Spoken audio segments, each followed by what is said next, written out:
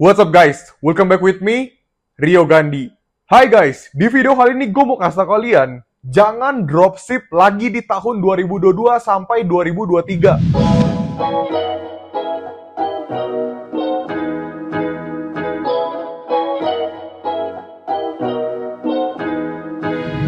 Hai teman-teman, perhatikan, kalian tuh jangan dropship lagi. Emang kenapa kok? Nih ya teman-teman, ada beberapa hal yang gue mau kasih tau kalian yang akan ngebuat kalian berhenti menjadi seorang dropshipper. Yang pertama, kompetitor udah semakin banyak. Kayak kompetitor tuh udah di mana-mana. Kalian jual produk apa, yang jual udah banyak banget. Jadi gue bisa bilang kompetitor di marketplace itu semakin banyak. Gak cuma di marketplace, tapi di sosial media, di TikTok Shop, dan sebagainya. Yang kedua, sudah pasti iklan dan bidding itu sudah semakin tinggi.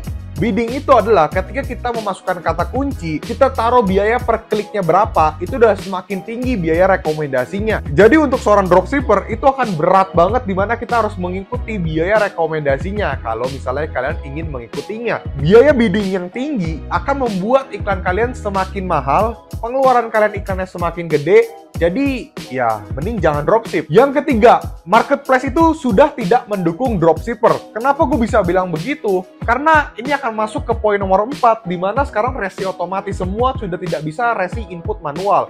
Kalau misalnya zaman dulu, input resi manual itu bisa dilakukan untuk para dropshipper, jadi bisa dropship. Kita tinggal copy paste resi dari supplier yang udah kita beli ke resi pengiriman kita sendiri. So teman-teman, apakah kalian adalah seorang dropshipper yang mengalami kendala seperti itu? Produkmu nggak laku, susah laris manis, pecah telur aja susah banget. Ya, jadi saran dari gue ya, kalian berhenti menjadi seorang dropshipper jika kamu tidak mau mempelajari hal ini.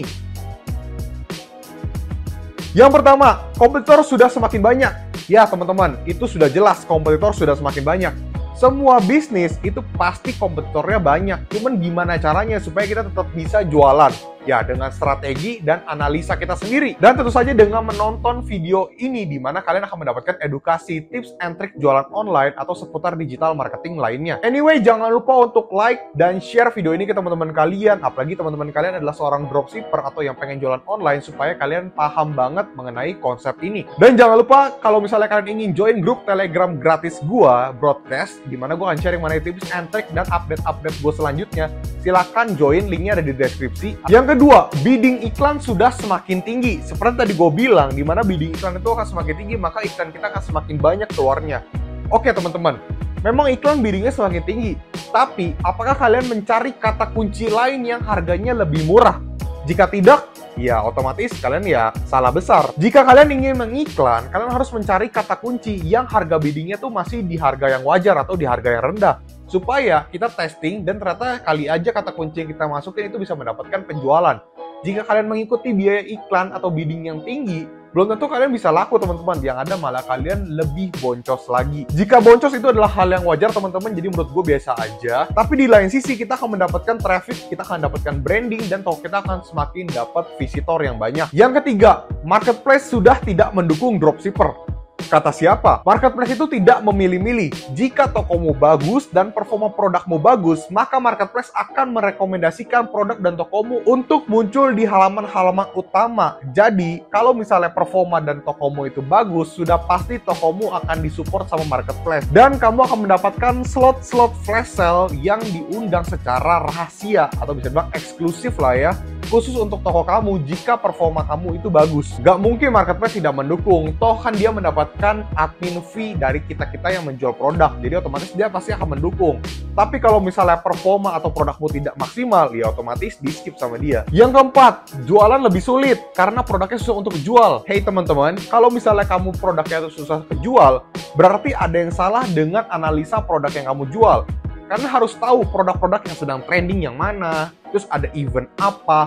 Jadi kalian bisa mengetahui nih kira-kira potensi gak nih produk ini untuk gue jual kembali dan bisa menghasilkan profit atau cuan, atau bisa laris manis di market, atau bisa mendapatkan profit untuk jangka panjang atau jangka pendek. Lagian kalau misalnya kamu ternyata produknya ini sudah tepat, kamu itu udah iklan apa belum? Kalau belum, ya otomatis susah untuk laku teman-teman. Tapi berarti kita harus iklan terus dong kok? Nggak juga. Kalau misalnya produknya emang sedang trending atau sedang ada event, misalnya tahun baru kita jual kayak shabu-shabu atau grill pan atau petasan dan sebagainya, ya bisa-bisa laku aja.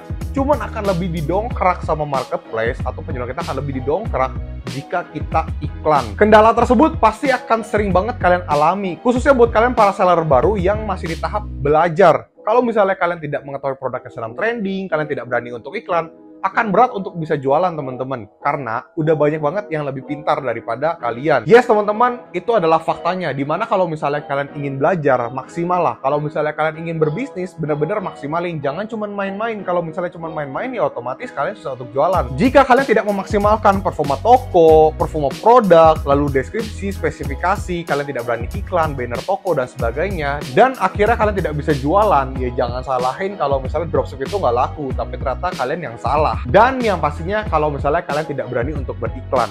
Ya semua bisnis, semua di mana-mana iklan teman-teman. Mau perusahaan gede pun akan tetap iklan. Jadi iklan itu adalah hal yang wajib karena untuk branding, awareness, dan untuk penjualan pastinya. So kalau misalnya kalian niat, seperti yang tadi gue bilangin, dalam waktu kurang dari 3 bulan pasti kalian bisa pecah telur atau bisa jualan lah teman-teman. Gue yakin banget karena banyak banget cerita-cerita dari orang-orang yang sebagai dropshipper itu bisa pecah telur bahkan cuma dalam 1 minggu atau mungkin 2-3 minggu atau mungkin 1 bulan.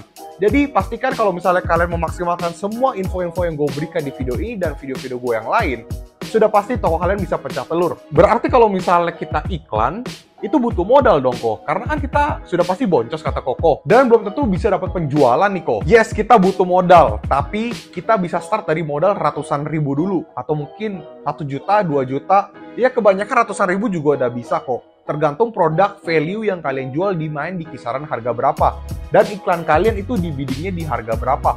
Maka dari itu penting banget untuk riset kata kunci teman-teman. Dan produk yang ingin kita jual supaya kita tidak buang-buang waktu. Dan tetap bisa mendapatkan traffic dan penjualan. Dan ketika kalian bisnis, tergantung gimana kalian memaintain keuangan kalian. Supaya kalian bisa tetap sustain atau bisa stabil lah ya secara keuangan. Dan bisa diputar terus ke bisnis kalian sendiri supaya makin berkembang, makin besar.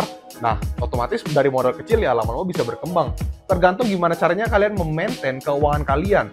Kalau misalnya kalian belum ada modal lebih banyak, kalian bisa sambil kerja. Atau kalian freelance, atau kalian cari part-time, atau kalian mungkin bisa menjadi affiliate.